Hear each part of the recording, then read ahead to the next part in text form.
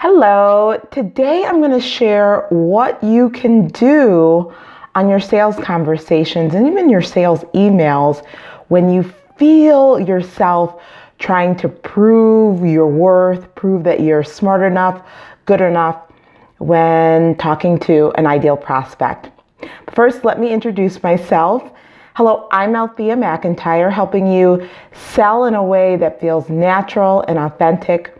Monetize your God-given gifts and become the business leader God created you to be. If this is the first time watching one of my YouTube videos, welcome to my channel. I'm so glad that you're here.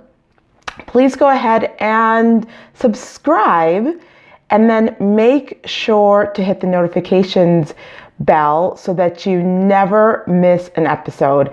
And I upload release new videos every Tuesday.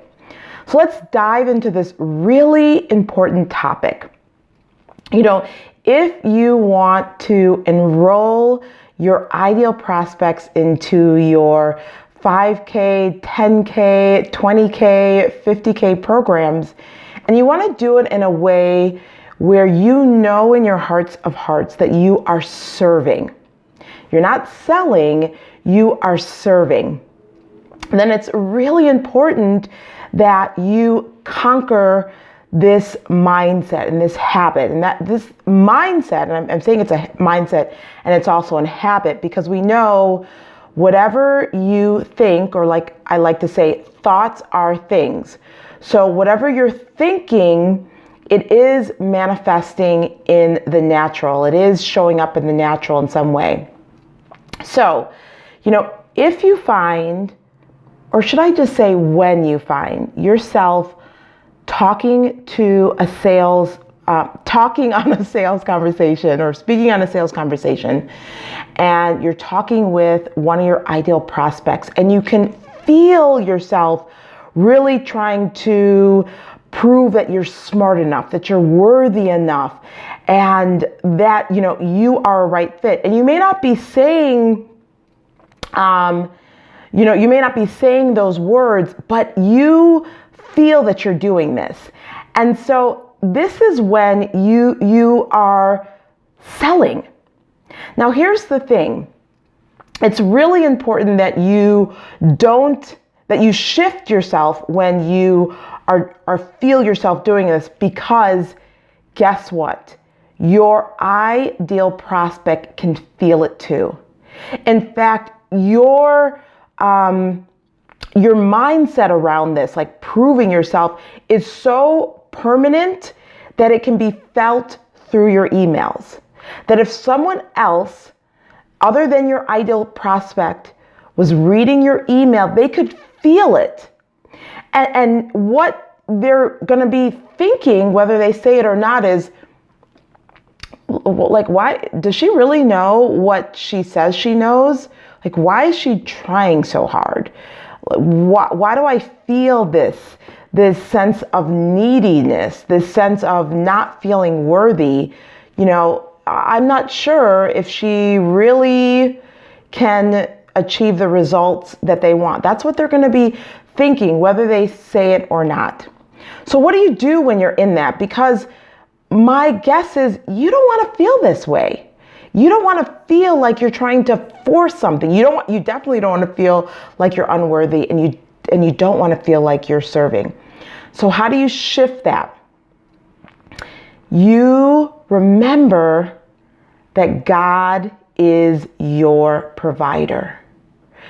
That you are a resource. God is your provider. God is providing the clients, the money, the opportunity. You are a resource, and your clients are resources. They are not the source of your wealth. And I don't think this is spoken enough. This is really a way to experience freedom when selling. Because even if you know all the strategies, all the tactics, what to say and when to say it, if you don't have an abundant mindset that says, God is my provider. God is my source. The ideal client, the ideal customer that I'm speaking to, it's not the source of my wealth. It doesn't matter. All of those proven strategies, they will not work. And so that's having you stop, whether that's mid-sentence or, mid, word that you're typing, and remember and return to who is your source. The Bible clearly says that God will provide for all of your needs. And we know that God is not a man that he shall lie. And so to be who you say you are, to be Christ, then you have to adopt what Christ says, right? So that there is true alignment with your faith, with what God says, and what your actions are. When you are coming off as trying to prove, remember this, when you're coming off as trying to prove your worth, prove that you're smart enough, that you're good enough, one, it can be felt on the other side, and it feels creepy. It feels like you are not confident in your skill set. And you have the knowledge, you have the experience, you have the expertise. But, because you may be nervous on a sales call, they're not going to be equating, oh, she's nervous for asking me for the business. She doesn't have confidence in the sales conversation. They're going to be thinking that you don't have confidence in your skills. And above and beyond that, it's to remember, who is Christ really living in me? Is Christ really living in me? Am I experiencing the peace and the freedom and the joy in all areas of my business? Or am I now in bondage to my clients and my customers, where I am serving, in bondage to them? So, I may say things in the sales call that, unintentionally, it might be self-serving, it may be manipulative. I'll say whatever I need to say for them to get to yes. Yuck, right? There's no serving that's being done in that. And when you return to God is my provider, you can relax, you can slow down, you can focus on the needs of the people you're speaking with. You can speak with boldness and confidence because you're not trying to win their approval. You're not trying to have them like you.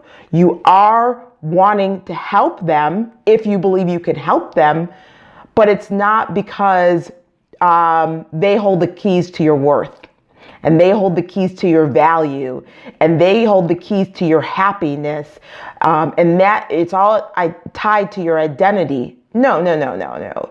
Your identity is in Christ. So I shared a whole bunch, and I'd love to hear from you. If you found this video enjoyable and valuable, write in the comments below what you're going to take, what's your biggest takeaway or aha that you are going to apply immediately into your business. And so that you do sell with boldness and authenticity and freedom, and you remember who your provider is. So I can't wait to read your comments below. And also, if you found it valuable, give me a thumbs up and make sure to share it with your friends.